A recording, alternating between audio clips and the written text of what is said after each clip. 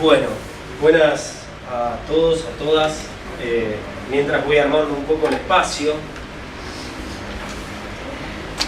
con algunas banderas, algunos símbolos de estos movimientos que son parte de este documental. Está al revés. Movimiento campesino de Santiago del Estero, del Mocase.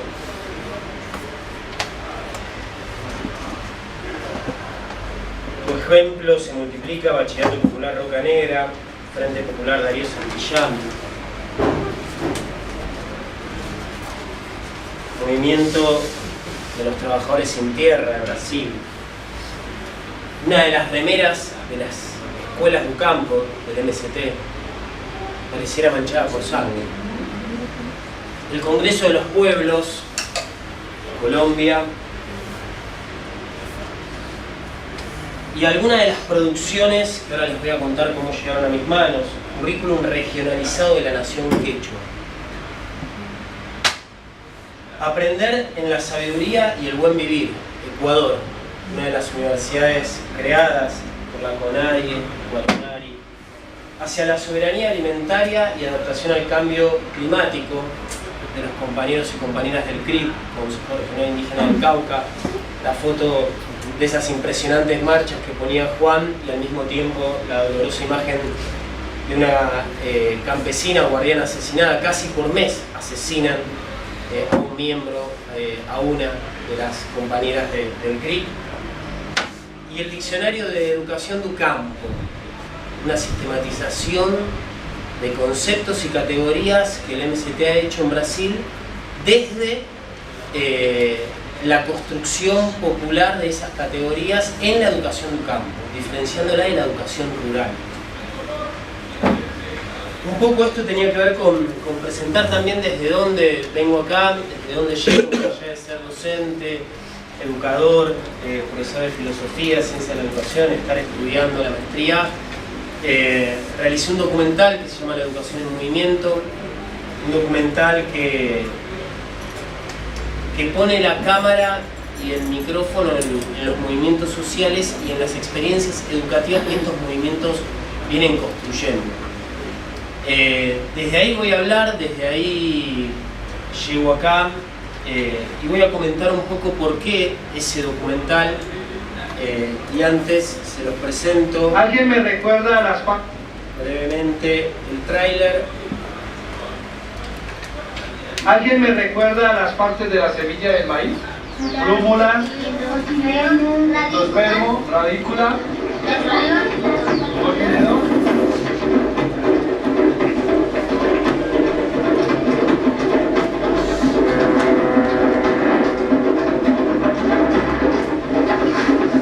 Cuando yo me estaba formando en la universidad, siempre trataron de que la lengua quechua, la cultura quechua, los indígenas, los quechuas, no tienen que estar en este ámbito de educación superior.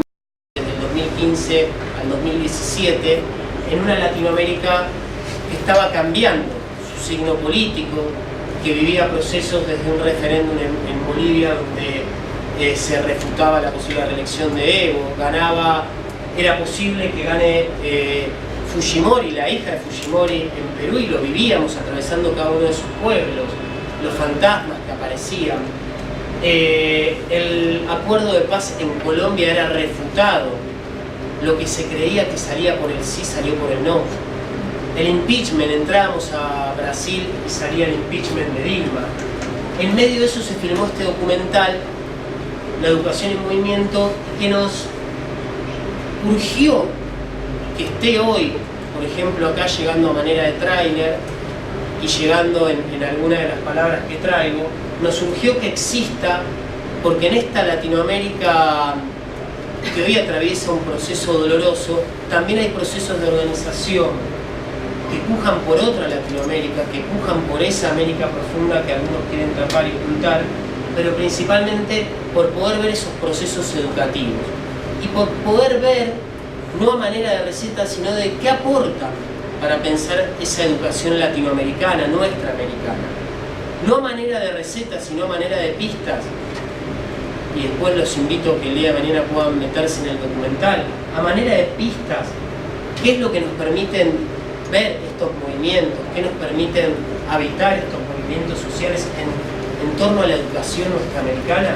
Que están problematizando el sistema en el que vivimos, el mundo en el que vivimos, pero no lo problematizan solo por una cuestión teórica, sino que lo están sufriendo en carne propia. Son los pueblos, son esa América profunda que están viviendo el extractivismo en carne propia. Son esas mujeres que viven el machismo en sus cuerpos. Es ese México profundo donde no son una cada 18 horas que mueren acá en la Argentina, sino son miles por mes que están muriendo asesinadas por ese sistema patriarcal. Problematizan ese mundo y se organizan a partir de eso. No es que inclusive las escuelas que han construido no es el punto de partida de estos movimientos, sino que es ese dolor, esa injusticia que los lleva a organizarse, y en medio de eso gestan estas escuelas. Estas experiencias educativas están también luchando por la tierra, por ese suelo que le dé sentido, no solo por vivir, sino por habitarlo. Y ahí pienso en esto de Juan que decía de este espacio popular, ¿no es cierto? Por hacer popular ese espacio, por hacer popular esa tierra. En Brasil es reforma agraria y popular, porque quieren que esa tierra que está hoy en disputa por los grandes poderes económicos, quieren que sea popular, quieren que sea para producir la comida para nuestros pueblos. ¿Saben cuál es una de las grandes propuestas que dejó Temer en manos para Bolsonaro? Darle el título de propiedad a los asentados del MST. 2 millones de familias más o menos. Es una de las posibilidades que está discutiendo el MST. O sea, de ese espacio que ellos quieren hacer popular, Bolsonaro tiene un proyecto, es hacerlo privado, darles a cada uno el título de propiedad privada. Entonces están luchando estos movimientos por ese suelo, no solo como dador de sentido, sino que también los conecte con un proyecto de una Latinoamérica que está luchando por un proyecto de reforma agraria y popular. Lo otro que podemos decir a manera de pistas en torno al educativo y al latinoamericano es que estos movimientos sociales están asumiendo sus identidades, no como fiesta de la diversidad, sino como identidades políticas. Como pienso en Argentina, el bachillerato popular Mochacelis, un bachillerato popular, para los que no lo conocen, que nació de la organización de los colectivos trans y que hoy piensa también su proyecto político y pedagógico desde ahí. Pero también pienso en la universidad creada por Evo Morales y los movimientos indígenas campesinos, donde esa universidad está construyendo, lo contaba hace un ratito, su propio proyecto de currículum. ¿Cómo pensamos una universidad quechua? ¿Cómo pensamos los órganos de gobierno de esa universidad? ¿Cómo pensamos ese cruce de saberes entre los saberes ancestrales que, por ejemplo, traen las comunidades originarias, pero también entre los saberes occidentales? Y en esa contradicción están construyendo una universidad.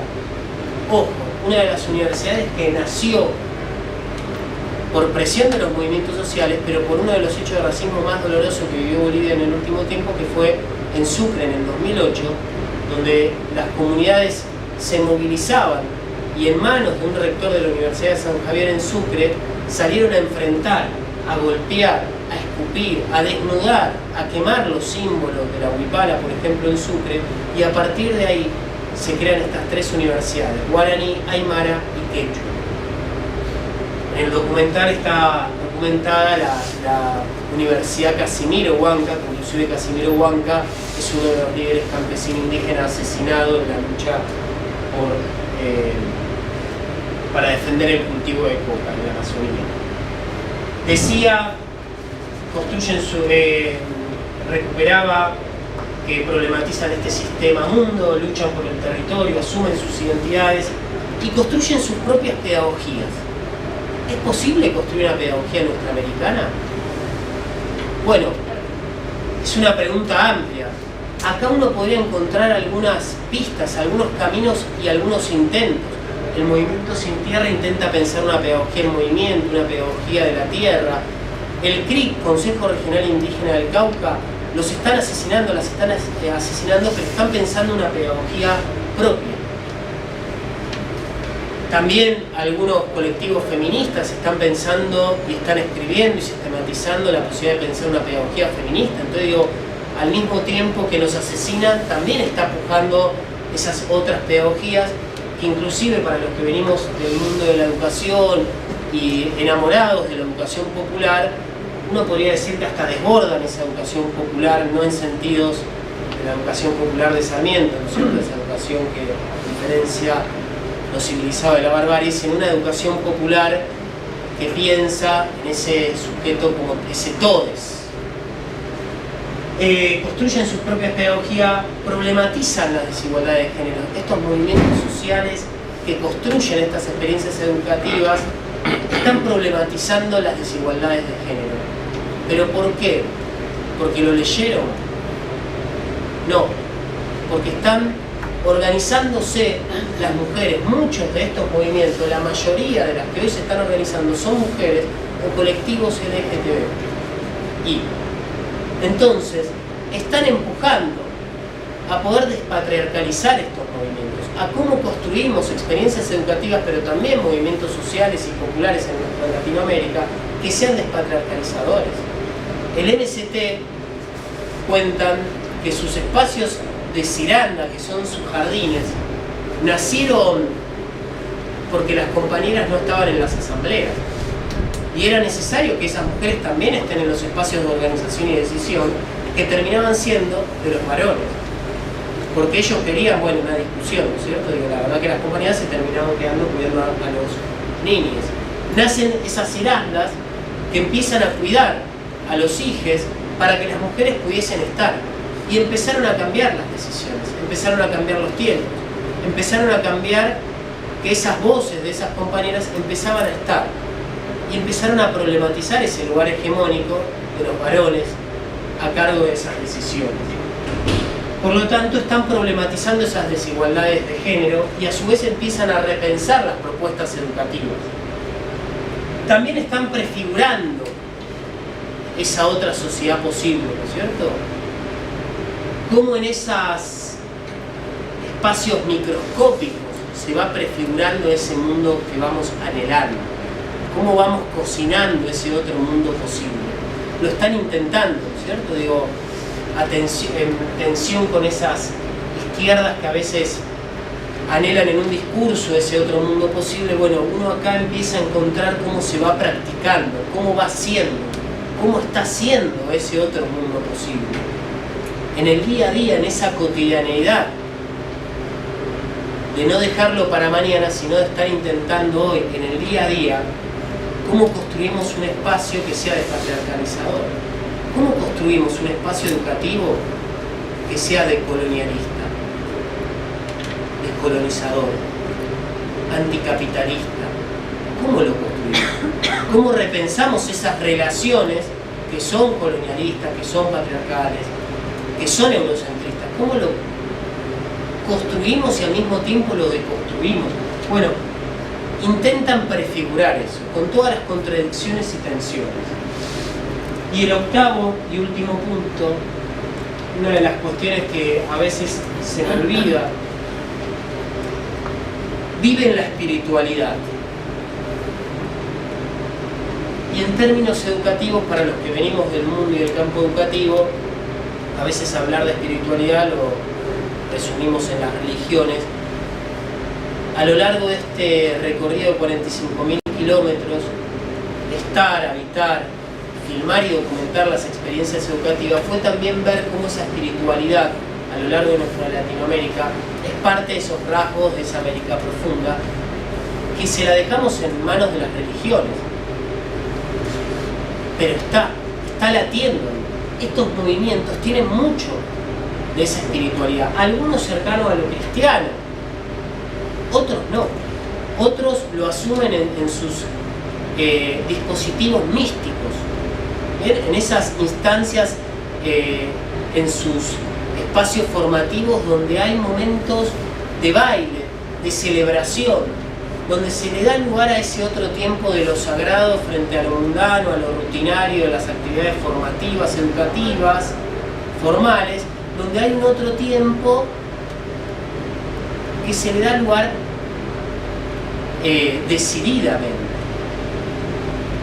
Y ahí entro también en tomar distancia un poquito de esa espiritualidad que está en puja a lo largo de estos 45.000 kilómetros con los sectores evangélicos que hoy lo toman en sus manos y hoy se meten en estas experiencias de estos movimientos sociales para disputar esa espiritualidad que a veces desde nuestros espacios educativos relegamos o lo dejamos en manos de las religiones, y hasta hoy no vemos el avance de los sectores evangélicos en nuestros barrios, en nuestras escuelas, en nuestras universidades.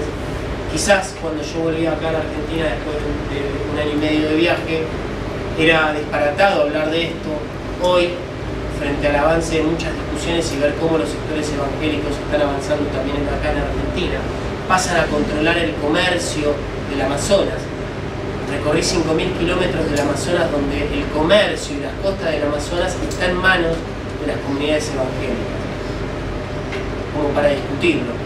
Asumen, se hacen cargo de esa espiritualidad que a veces relegamos o dejamos en manos de las religiones. Por lo tanto, este documental es una invitación a bucear en esa América profunda, desde estas experiencias educativas, desde estas 8 pistas que fuimos tratando de descubrir, de poner a manera de espejo en este documental, y que hoy se puede ver en diferentes formatos.